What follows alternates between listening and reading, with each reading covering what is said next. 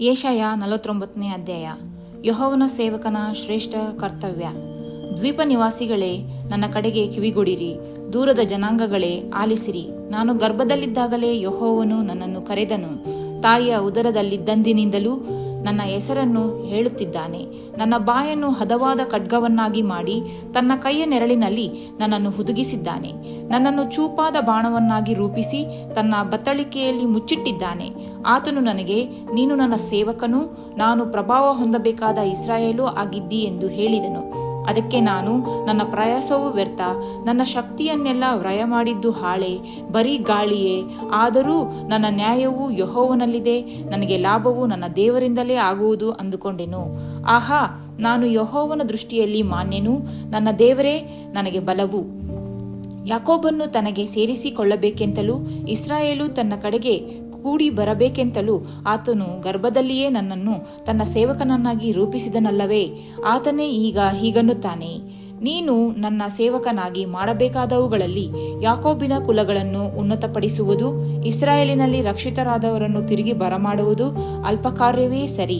ನನ್ನ ರಕ್ಷಣೆಯು ಲೋಕದ ಕಟ್ಟಕಡೆಯವರೆಗೆ ವ್ಯಾಪಿಸುವಂತೆ ನಿನ್ನನ್ನು ಅನ್ಯಜನಾಂಗಗಳಿಗೂ ಬೆಳಕನ್ನಾಗಿ ದಯಪಾಲಿಸುವೆನು.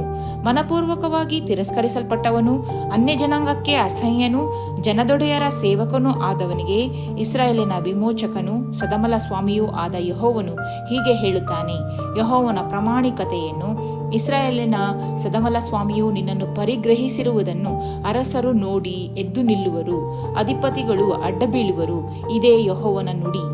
ಈ ಪ್ರಸನ್ನತೆಯ ಕಾಲದಲ್ಲಿ ನಿನಗೆ ಸದುತ್ತರವನ್ನು ದಯಪಾಲಿಸಿದ್ದೇನೆ. ಈ ರಕ್ಷಣೆಯ ದಿನದಲ್ಲಿ ನಿನಗೆ ಸಹಾಯ ಮಾಡಿದ್ದೇನೆ.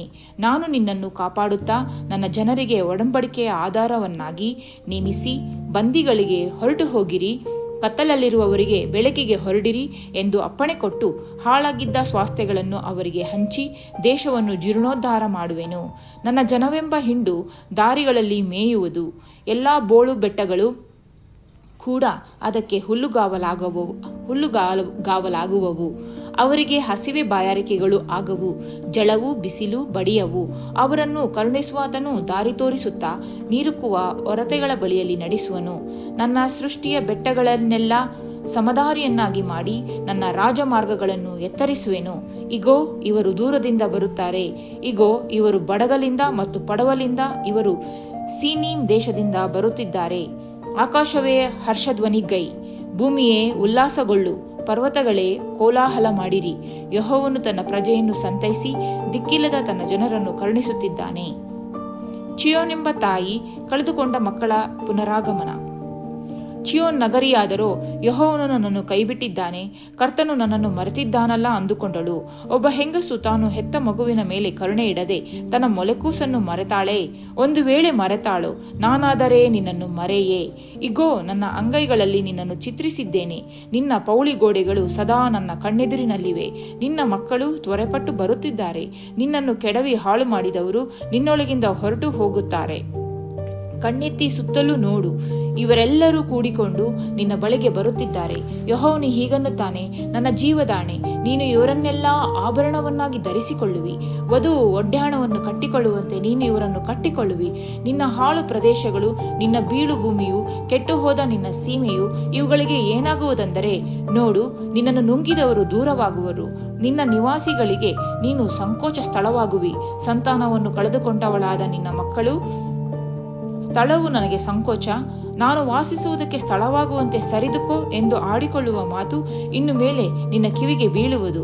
ಆಗ ನೀನು ನಿನ್ನ ಮನದೊಳಗೆ, ನನಗೋಸ್ಕರ ಇವರನ್ನು ಯಾರು ಹೆತ್ತರು?